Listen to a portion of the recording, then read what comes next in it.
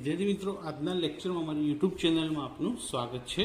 આજનો લેક્ચર છે આપણો ધોરણ 12 કોમર્સ આંકડાશાસ્ત્ર ભાગ 2, જેમાં ચેપ્ટર નંબર 5 વિકલનના સ્વાધ્યાય 5 નો સેક્શન ડી નો દાખલા નંબર 19 થી આપણે આજે શરૂઆત કરીશું।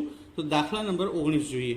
દાખલા નંબર 19 માં સૌથી પહેલા તો શું આપ્યું છે કે ખાંડના એક કારખાનાનું ઉત્પાદન ખર્ચ સી બરાબર, એટલે કે આપણને સી એટલે કે ખર્ચનું વિધેય કહેવાય। શું કહેવાશે એને? ખર્ચનું વિધેય। તો અહીંયા લખી દઈએ કે ખર્ચનું વિધેય સી બરાબર x² / 10 + 5x + 200। જો ઉત્પાદન 100 એકમ હોય તો સીમાંત ખર્ચ શોધો। તો સૌથી પહેલા તો ખર્ચનું વિધેય સી આપ્યું છે, તો તેના પરથી આપણે સીમાંત ખર્ચ શોધી શકીએ। તો સીમાંત ખર્ચ બરાબર આપણને જે સી આપ્યું છે એનું વિકલન કરવાનું, તો dc/dx। સી નું વિકલન x ની સાપેક્ષે, એટલે dc/dx। x² છે એનું વિકલન કરીએ તો 2 આગળ આવી જશે, અને 1 ઘાત ઓછી થઈ જાય તો 2 માંથી 1 જાય તો 1x વધશે, છેદમાં કેટલા છે 10, વત્તા 5x, તો x નું વિકલન શું થાય 1, 1 5 5, અને પ્લસ 200, 200 છે તો અચળ સંખ્યા હોવાથી એનું વિકલન શું થાય 0। તો માટે dc/dx 2 નો અને 10 નો છેદ ઉડી જાય તો 2 5 10, એટલે x/5 વત્તા 5। આ શું મળ્યું આપણને? સીમાંત ખર્ચ।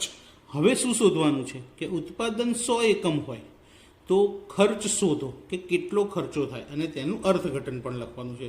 તો ઉત્પાદનને આપણે x કહીએ છીએ, ઉત્પાદનને આપણે શું કહીએ છીએ? x। તો dc/dx નું જે કિંમત મળી એમાં x ની જગ્યાએ કેટલા મૂકી દઈશું? 100 મૂકી દઈશું, કે x/5 વત્તા x/5 વત્તા 5, એની અંદર x ની જગ્યાએ 100 મૂકીશું। તો હવે લખીએ કે જ્યારે x બરાબર 100 હોય ત્યારે dc/dx બરાબર આપણી કિંમત dc/dx ની શું હતી? x/5 વત્તા 5, તો x ની જગ્યાએ 100 મૂકીએ તો 100/5 વત્તા 5, 100/5 વત્તા 5। હવે આનો છેદ ઉડી જાય તો કેટલા આવે? 20, 20 વત્તા 5, અને 20 અને 5 નું ટોટલ કરીએ તો કેટલા થશે? 25। તો સીમાંત ખર્ચ કેટલો મળ્યો આપણને? 25। હવે દાખલાની અંદર હજી એક કિંમત કીધી કે તેનું અર્થઘટન કરવાનું કીધું છે, કે 100 ઉત્પાદન માટેનો ખર્ચો મળી ગયો અને સીમાંત ખર્ચ પણ મળી ગયો, તો હવે એનું અર્થઘટન લખીએ। તો અર્થઘટન શું થશે? અર્થઘટન, હવે કેટલા એકમોનું ઉત્પાદન કર્યું હતું? 100 નું। 100 પછી શું આવશે? 101। તો અહીં આપણે એવું લખીશું કે 101મો એકમ ઉત્પાદન કરવાનો ખર્ચ આશરે રૂપિયા કેટલા મળ્યા? 25 છે। આ એનું અર્થઘટન લખી ગયા। અર્થઘટન, જો દાખલો 3 માર્કમાં પૂછાય તો અર્થઘટનનો 1 માર્ક મળશે, એટલે અર્થઘટન લખવું જરૂરી છે। તો સૌથી પહેલા તો આપણને સી એટલે કે શું આપેલું હતું? ખર્ચનું વિધેય। સીમાંત ખર્ચ શોધવા માટે જે ખર્ચનું વિધેય આપ્યું હતું એનું વિકલન કર્યું। કેટલા એકમો હતા? 100 એકમ માટે ખર્ચ શોધવાનો હતો, તો એક્સની જે જગ્યા હતી ત્યાં એક્સની જગ્યાએ આપણે શું લખી દીધું? 100 મૂકી દીધા, જેથી જવાબ મળ્યો 25। તો સીમાંત ખર્ચ 25। અર્થઘટન, કેટલા એકમ કીધા હતા? 100, તો એના પછી આવે 101, તો 101મો એકમ ઉત્પાદન કરવાનો ખર્ચ આશરે રૂપિયા 25 છે। એવો જ બીજો એક દાખલો જોઈએ, દાખલા નંબર 20। સેમ દાખલો છે, જો કે કોઈ વસ્તુના x એકમ બનાવવા માટે થતા ખર્ચનું વિધેય। તો સૌથી પહેલા આપણે અહીં ખર્ચનું વિધેય સી બરાબર 50 પ્લસ 2x પ્લસ √x લખી દીધું. એમાં પણ આપણને શું કહેવામાં આવ્યું છે રકમમાં કે 100 એકમોના ઉત્પાદન માટે સીમાંત ખર્ચ શોધો. તો અહીં હવે સૌથી પહેલાં તો સીમાંત ખર્ચ માટે સીનું વિકલન કરવું પડશે. તો સીમાંત ખર્ચ ડીસી અપોન ડીએક્સ. હવે 50 કેવી સંખ્યા છે? અચળ સંખ્યા, માટે એનું વિકલન શું થાય?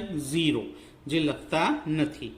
2x, તો એક્સનું વિકલન 1, તો 1 ને 2 સાથે ગુણી લઈએ તો કેટલા મળશે? 2, વત્તા રૂટ એક્સ. રૂટ એક્સનું વિકલન મિત્રો યાદ રાખજો. રૂટ એક્સનું વિકલન યાદ રાખજો, મેં થિયરીમાં તમને લખાવ્યું છે. તો જ્યાં પણ આવી રીતે રૂટ એક્સ દેખાય તો ડાયરેક્ટ વિકલન શું કરવાનું? 1/2 રૂટ એક્સ. સીધું વિકલન થઈ ગયું. હવે આપણને કેટલા એકમોનું કીધું છે? 100 એકમોનું. તો જ્યારે એક્સ બરાબર કેટલા? 100 હોય ત્યારે તો ડીસી અપોન ડીએક્સ 2 + 1/2 અને રૂટમાં જે એક્સ આપે છે એની જગ્યાએ કેટલા લખી દઈશું? 100. તો 2 + 1/2. હવે 100નું વર્ગમૂળ શું થશે? 10. તો 2 વત્તા 1/10 દુ કેટલા થાય? 20. તો 1/20. 2 વત્તા 1/20 એટલે કે 1/20 છે એનો આપણે ભાગાકાર કરી લઈએ. 1/20 હોય તો એનો ભાગાકાર કરીએ તો શું જવાબ મળશે? 0.05. કેલ્ક્યુલેટરમાં જ કરવાનો છે. અને હવે ટોટલ કરી લઈએ કે 2 + 0.5. સરવાળો કરી લીધો કે 2.05. હવે આનું પણ આપણને અર્થઘટન કરો કીધું છે. તો કેટલા એકમ હતા? 100. તો હવે કયો આવશે? 101. તો અહીંયા અર્થઘટન લખી દઈએ કે 101મો એકમ ઉત્પાદન કરવાનો ખર્ચ આશરે રૂપિયા કેટલા મળ્યા? 2.05. 2.05 છે. એકદમ સહેલો દાખલો છે. ખર્ચનું વિધેય આપ્યું હતું, એનું વિકલન કર્યું એટલે સીમાંત ખર્ચ મળ્યો. એમાં જે એક્સ હતા એની જગ્યાએ કેટલા લખ્યા? 100, કારણ કે આપણને 100 એકમના ઉત્પાદન માટેનો ખર્ચ કીધો હતો એટલે એક્સની જગ્યાએ 100 મૂકી દીધા. એનો જે જવાબ મળ્યો એના પરથી અર્થઘટન લખ્યું કે જો તમે 100 એકમ પછી 101મો એકમ ઉત્પાદન કરશો તો એનો ખર્ચ આશરે કેટલો મળશે? 2.05. તો હવે એના પછીનો જે દાખલો છે મિત્રો, દાખલા નંબર 21. 21માં દાખલામાં આપણને થિયરી આપેલી છે, તો એની ઉપર જરા ધ્યાન આપીએ. જો 21માં દાખલામાં શું કીધું છે? વિધેયની મહત્તમ અથવા ન્યૂનતમ કિંમતો મેળવવાની રીત જણાવો. હવે કિંમતો મેળવવા માટેની રીત છે મેં પહેલાં અગાઉના વિડીયો લેક્ચરની અંદર તમને થિયરીની અંદર આ શીખવાડી દીધી હતી અને જોડે લખીને પણ આપ્યું હતું કે આઈએમપી છે. તો વિધેયની મહત્તમ અથવા ન્યૂનતમ કિંમત મેળવવાની રીત. તો સૌથી પહેલાં તો આપેલા વિધેય માટે પ્રથમ વિકલન કરવાનું એટલે કે dy/dx કાં તો f' શોધવાનું. જે સમીકરણ મળે વિકલન પછી એને ઇક્વલ 0 કરી અને એનું સમાધાન કરતી કોની કિંમત શોધવાની? એક્સની કિંમતો મેળવવાની, જેને સ્થિર બિંદુઓ કહેવાય છે. ત્યારબાદ દ્વિતીય વિકલન મેળવી તેમાં જે સ્થિર બિંદુઓ મળ્યા એ કિંમતો વારાફરતી એની અંદર મૂકવાની.